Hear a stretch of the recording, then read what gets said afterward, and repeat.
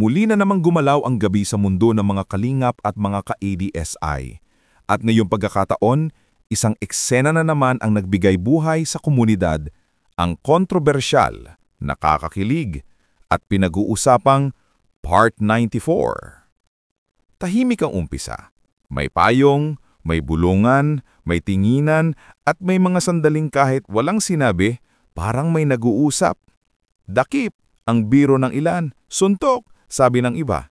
Pero sa totoo lang, sapat na ang isang payong para magpainit ng usapan sa buong Kalingap Nation. Ang payong na naging sentro ng lahat. Sa simpleng live selling ng Velvet Box, may isang bagay na kinabaliwan ng lahat, ang payong. Hindi lang basta payong, hindi lang basta pang proteksyon sa ulan. Ito ang payong na naging sigundaran, taguan, pantakip at pampasabog.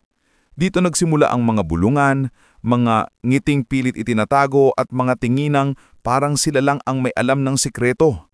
At syempre, hindi yan nakaligtas sa mga mata ng viewers, lalo na sa mga solid na taga-subaybay ng EDSI Love Team. Mga kalingap, welcome sa Part 94. Grabe ito. Yun ang unang pumasok sa isip ko nang mapanood ko ang live.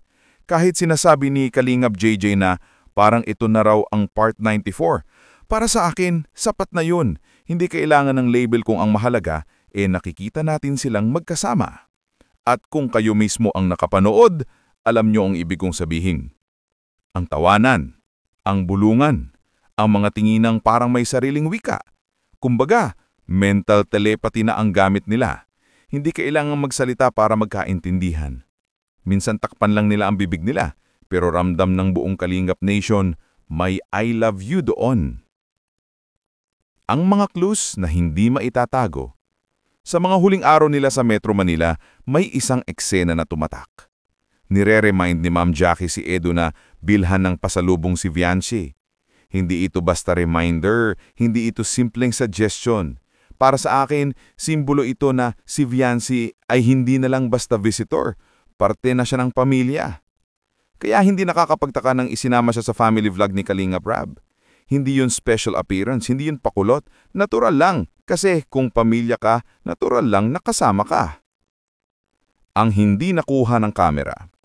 Kung sa kamera pa lang, ganito na sila ka-sweet, paano pa off-cam? Yun ang tanong na hindi man masagot pero obvious ang clue. Kung anong nakikita natin ngayon, totoo na yun. Walang arte, walang script. Sabi nga ni Ed Singado, lahat ng pinapakita nila mula pa noong mga nakaraang buwan ay true to life. Pro tip ng mga nakapanood, gumamit kayo ng headset. Kahit mahina ang audio, kahit may mga noise, kahit minsan di marinig si Sir June, kapag naka-headset ka, maririnig mo, mararamdaman mo, maamoy mo pa yung kilig sa hangin. At oo, maririnig mo ang mga bulungan. Yung mga hindi para sa lahat, buti na lang matalas ang pandinig ng mga kalingap. Sweetness level, overload. Hindi sila nagsasalita? Hindi rin tayo magsasalita. Pinapanood lang natin ang dalawang tao na tila nag-uusap gamit ang mga mata. Sign language daw? Pwede. Heart language? Mas pwede. At habang busy sila sa paghawak ng payong, pagkuha ng order at pagtatawanan ng tahimik, ramdam ng lahat ang closeness nila. Closeness na matagal na nating hinintay bumalik. Live selling, pero feels ang nabili. Habang may nagsasabing 2 pieces po, 4 pieces po, ate pa-order po, tayo naman, uy, ano yun? Bakit nagningitian sila? Bakit bigla nagbulungan? Bakit tinakpan yung bibig? Live selling ba to o soft launch ng Part 94? Kayong husga. Ito ang Part 94 na hinahanap ng lahat. Kung nagaantay ka ng official Part 94, ito na yun. Hindi mo kailangan ng title, hindi mo kailangan ng label.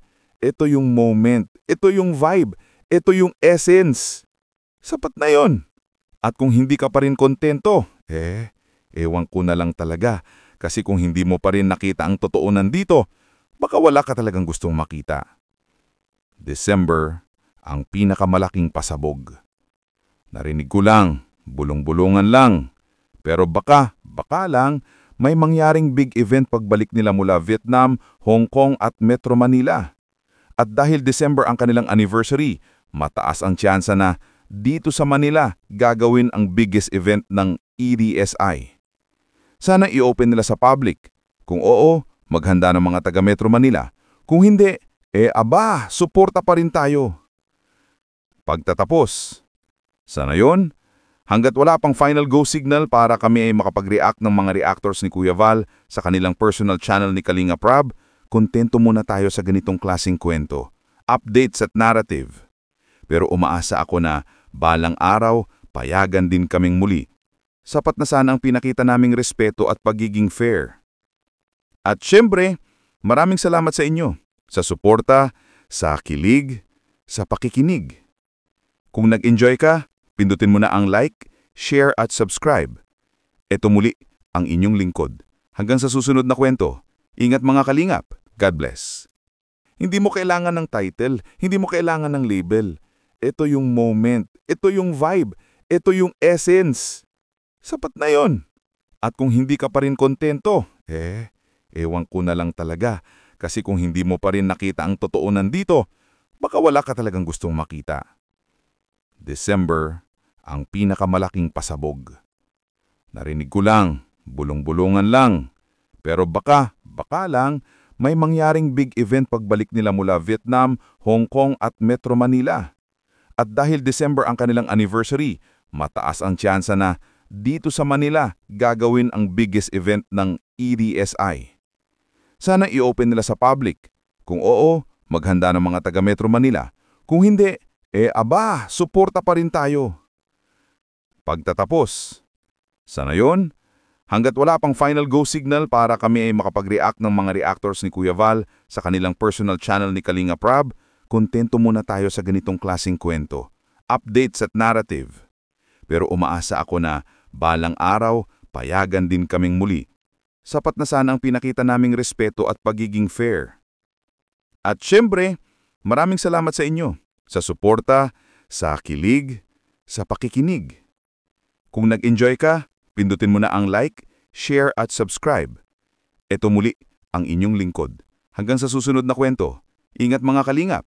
God bless.